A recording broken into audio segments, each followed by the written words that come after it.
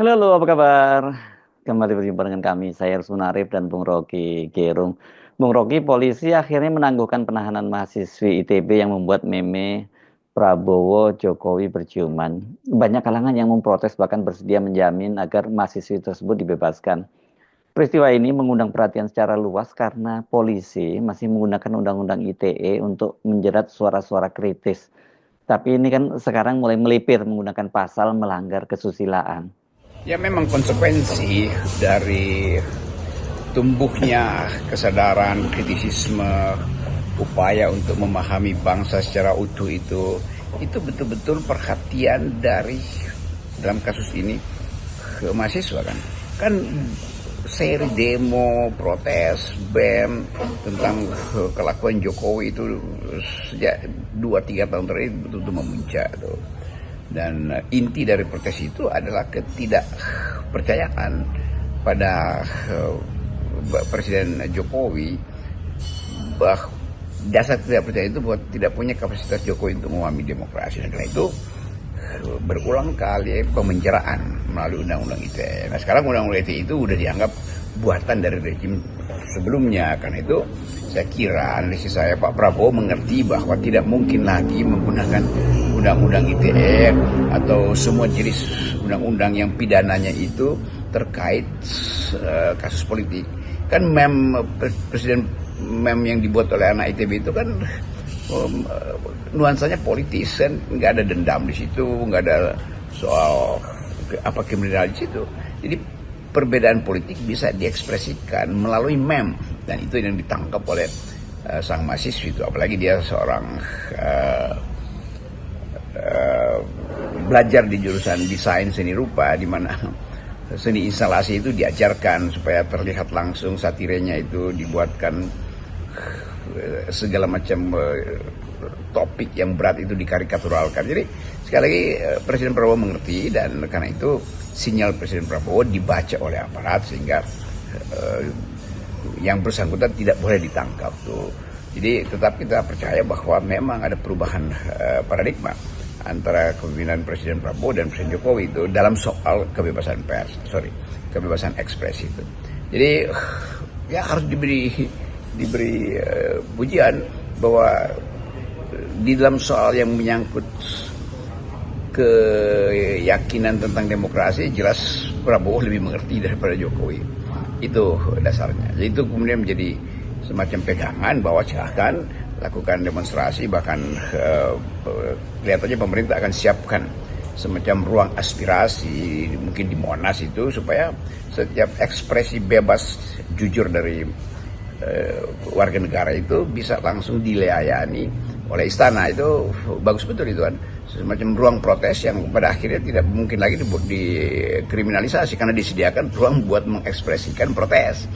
Jadi poin saya adalah demokrasi justru memerlukan percakapan yang jujur, dan percakapan jujur itu bisa diekspresikan melalui tulisan, talk show, juga melalui meme. Itu dasarnya. Kalau kita cermati meme yang dibuat sang mahasiswi ini nggak ada kaitannya sebenarnya dengan kesusilaan. Jelas itu merupakan meme politik yang menggambarkan mesranya hubungan antara Jokowi dan Prabowo. Kendati Presiden Prabowo sudah membantah dia menjadi boneka Jokowi. Tapi permintaan istana dan juga Gerindra agar mahasiswi itu dibebaskan juga sangat menarik ini untuk kita bahas. Ini menunjukkan perubahan paradigma dalam pemerintahan Prabowo tentu dibandingkan dengan pemerintahan Jokowi. Jadi isu tentang sebut aja kedekatan Presiden Jokowi dan Presiden Prabowo yang kemudian mulai dipersoalkan, kedekatannya apa, masa Presiden Prabowo harus berguru terus pada Presiden Jokowi. Kan itu jadi kejengkelan publik juga, karena terlihat bahwa isu ini seperti justru menguntungkan Jokowi. Jadi kita mesti baca bahwa meme itu justru untuk melihat atau membuat kalkulasi. Dengan melihat meme itu kita bisa membaca bahwa mahasiswa betul-betul menginginkan ada pengadilan terhadap Jokowi itu, dan pengadilan itu tentu berkaitan dengan hal-hal yang pernah dilaporkan publik, soal gratifikasi, soal yang paling utama tentu adalah soal penyelundupan hukum atau manipulasi hukum untuk meloloskan Gibran. Jadi tetap keadaan hari-hari ini akan diisi atau kondisi politik hari ini akan dimanfaatkan oleh ya produksi meme kan. Nah, Presiden Prabowo mengerti bahwa ya udah banyak orang yang menyesalkan bahwa Presiden Prabowo seolah-olah disandra oleh Jokowi, tapi kemudian Presiden Prabowo bereaksi nggak begitu itu. Hubungannya sekedar konsultasi, lalu dipertanyakan kenapa mesti konsultasi itu. Jadi diplomasi yang dibuat oleh Presiden Prabowo itu dibaca sebagai melelahkan, kira-kira begitu. Dan orang menganggap ya kalau begitu kita satirkan dulu ya dalam bentuk meme. Nah, kita mesti membaca politik di dalam kemampuan membaca kalimat diplomatis dari Presiden Prabowo juga. Dan terlihat bahwa pengkondisian untuk memahami, untuk mulai memetakan sebetulnya arah pikiran politik Presiden Prabowo kemana tuh. Dan mulai terlihat bahwa memang berbeda dengan Presiden Jokowi, karena Prabowo jadi gandrung untuk memperlihatkan pendekatan-pendekatan yang sosialistis, populis, atau dalam spektrum politik disebut sebagai arah politik yang kiri. Sementara Jokowi jelas dia sangat kanan itu karena mengunggulkan kapital dan terus-menerus mempromosikan infrastruktur yang basisnya sebetulnya adalah akumulasi kapital. Jadi juga dari dimensi itu kita mulai lihat bahwa world vision atau apa namanya itu pandangan dunia Presiden Prabowo sudah berbeda dengan pandangan dunia Presiden Jokowi dalam soal strategi ekonomi. Nah, itu yang walaupun masih dalam dimensi akademis, tapi kita lihat bahwa akar-akar pikiran dari Presiden Prabowo itu bermula sangat mungkin dari membaca literatur-literatur ekonomi kritis seperti ayahnya mungkin ada buku Paul Baran atau Paul Visi, itu tema-tema yang mendekatkan kita pada pikiran-pikiran kiri di tahun-tahun 70-an itu. Jadi kita mulai melihat bahwa memang harus ada keterangan untuk menghasilkan kejelasan posisi ekonomi Indonesia di tengah-tengah krisis ideologi ekonomi dunia kan. Kita tahu bahwa ya ada aliran kiri, ada aliran kanan, ada aliran libertarian, ada aliran sosialis, ada aliran liberal. Nah, semua itu mesti jadi semacam panduan supaya di 2009 orang langsung bertanya arah ekonomimu apa?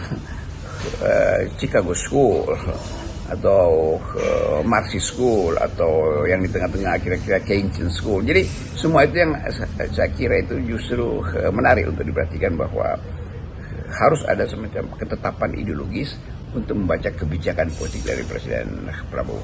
Ditangguhkannya penahanan mahasiswa itu yang saya kira akan diikuti dengan pembebasan menjadi semacam sinyal baru. Ada yang berubah dalam paradigma kebijakan pemerintah menghadapi kelompok-kelompok kritis. Namun tampaknya di kalangan penegak hukum, polisi, ini masih perlu melakukan adaptasi bahwa pemerintahan sudah berubah paradigmanya. Jadi jelas bahwa dengan dibatalkannya status kriminal atau aspek kriminalisasi, karena akan dituduh kriminalisasi sebetulnya soal meme Prabowo Jokowi ini, timbul semacam gairah baru lagi bahwa masyarakat sipil terutama kalangan mahasiswa untuk tidak merasa cemas, tidak merasa takut mengekspresikan pikirannya. Ini hal yang bagus karena kultur itu yang hilang selama Presiden Jokowi itu begitu banyak kasus undang-undang ITE dipakai untuk membungkam, dan itu yang kemudian menambah sinisme internasional terhadap Indonesia. Dianggap bahwa Indonesia, dan anggapan itu terbukti selama Presiden Jokowi itu oposisi tidak punya ruang untuk mengekspresikan. Lalu Prabowo tiba dan dibuka ruang oposisi itu. Nah, itu yang mesti dipahami oleh aparat bahwa paradigmanya berubah. Jadi jangan berupaya untuk memancing di air keruh. Biarkan aja pikiran-pikiran publik, pikiran netizen itu tumbuh secara normal, tumbuh secara natural. Dan itu yang menandakan bahwa, atau menjadi petunjuk bahwa masyarakat kita mampu untuk mengolah kritiknya itu di dalam berbagai macam bentuk. Kalau kritik oposisi itu dilakukan oleh partai oposisi yang hari-hari ini tinggal PDIP, maka fungsi dari mahasiswa adalah fungsi historis, yaitu ya memberi kritik melalui apa? Ya melalui ketajaman pikiran. Ketajaman pikiran dalam bentuk apa ya? Dalam bentuk tulisan, dalam bentuk produk seni. Jadi sekali lagi kita mesti bersepakat dulu bahwa kalau Presiden Prabowo menginginkan Indonesia tumbuh di dalam iklim demokrasi, maka pertama-tama batalkan semua undang-undang yang secara sangat licin hendak menjebak manusia Indonesia dan berakibat pada kriminalisasi. Ya, kita paham bahwa mahasiswa pasti bergembira karena tuntutan mereka menimbulkan hasil, dan pasti mereka mulai menyusun keterangan baru untuk menyatakan bahwa mereka berhak untuk meneruskan ide tentang pemaksulan Jokowi, ide tentang pemaksulan Pak Gibran, lalu ide untuk mengganti Jokowi. Itu juga mesti konsisten dibaca sebagai ekspresi oleh Presiden. Nah, Presiden berhak untuk mengatakan apa sih itu, nggak ada poinnya di situ, ya nggak ada soal. Yang penting jangan larang ekspresi itu ditumbuhkan tuh. Nah, dalam keadaan semacam ini kita mau coba melihat secara teliti arah demokrasi kita. Mampu nggak Presiden Prabowo memanfaatkan situasi ini untuk mendalami problem yang diucapkan oleh mahasiswa. Mahasiswa tetap menganggap ada beban yang ditinggalkan oleh Presiden Jokowi sebelumnya, dan itu yang harus diselesaikan. Jadi tuntutan itu betul-betul masuk akal. Anda sendiri melihat situasi saat ini bagaimana, Bung Rocky? Apakah ada harapan tumbuhnya demokrasi, atau sesungguhnya sebenarnya ini tadi penahanan mahasiswa ITB yang membuat meme tadi merupakan tanda-tanda benih-benih otoritarianisme itu tumbuh kembali dan kondisi Indonesia itu memang benar-benar makin gelap? Ya betul. Ada harapan pada demokrasi walaupun dalam status dicicil. Tapi justru di dalam cicilan itu kita membaca bahwa evolusi dari rezim ini tidak akan berujung pada otoritarianisme. Kan tanda itu mesti diberikan dari awal kan. Bayangkan misalnya kalau Pak Prabowo hanya diam dan akhirnya mahasiswi ini diproses. Itu artinya penanda bahwa new kind of authoritarianism is coming gitu kan. Kita mau cegah itu sehingga sinyal bahwa Indonesia bisa memulihkan demokrasi, memulihkan kebebasan sipil, civil liberties, dan menghargai nilai-nilai sipil itu ditumbuhkan ulang. Karena banyak mahasiswa yang akhirnya ya jadi pesimis atau fatalistis untuk membaca Indonesia, lalu mulai ya kalau begitu udahlah masa kita memang nggak tersedia, kira-kira begitu kan. Jadi kalau Gibran menjadi prototip dari mereka yang pemuja Jokowi, nggak ada masalah. Tetapi jangan halangi juga mereka yang berpikir kritis bahwa Gibran itu tidak layak untuk dijadikan model kepemimpinan anak-anak muda. Nah, kesempatan ini juga kita harus pastikan. Jadi kita dukung semua ekspresi kritis, ekspresi yang memungkinkan kita memahami bahwa demokrasi itu unsur utamanya adalah bukan kebebasannya, tetapi jangan halangi kebebasannya. Itu aja kan. Kita rumuskan secara negatif. Bukan kebebasan berpikir, tapi jangan halangi perbedaan pendapat. Jadi dalil-dalil semacam ini juga kita mesti terangkan bahwa Indonesia pernah diasuh oleh dalil-dalil itu di era awal kemerdekaan. Lalu kampus harus dipastikan sebagai sumber produksi pikiran alternatif. Hanya dengan cara itu kita bisa terangkan bahwa masa depan negeri ini di bidang demokrasi harus mulai infrastrukturnya dibangun sejak sekarang. Jadi intinya sinyal pertama bahwa tidak boleh ada lagi kriminalisasi terhadap ucapan bebas mahasiswa. Ucapan bebas mahasiswa itu ada ekspresi jujur dari generasi yang cemas terhadap masa depannya. Masa depan Indonesia itu bukan apa yang ditinggalkan oleh Jokowi. Yang dia tinggalkan adalah anaknya yang tidak punya kapasitas. Mahasiswa tahu itu. Karena itu mahasiswa menganggap bahwa pikiran-pikiran purnawirawan itu masuk akal. Karena medan politik tidak boleh dikuasai oleh mereka yang tidak punya kapasitas. Mari bertanding, bersaing, tapi jangan manfaatkan kedudukan dari orang tua atau dari dinasti untuk mengeksklusifkan politik. Jadi kita senang bahwa mulai sekarang tidak boleh ada lagi kriminalisasi terhadap pikiran, ekspresi seni, disebut juga argumen-argumen kebudayaan, apalagi kalau dia berupa tesis dan hipotesis akademis. Nah, semua itu mesti diuji di dalam pertengkaran pikiran, bukan didatangkan dari Salam akal sehat. salam akal sehat.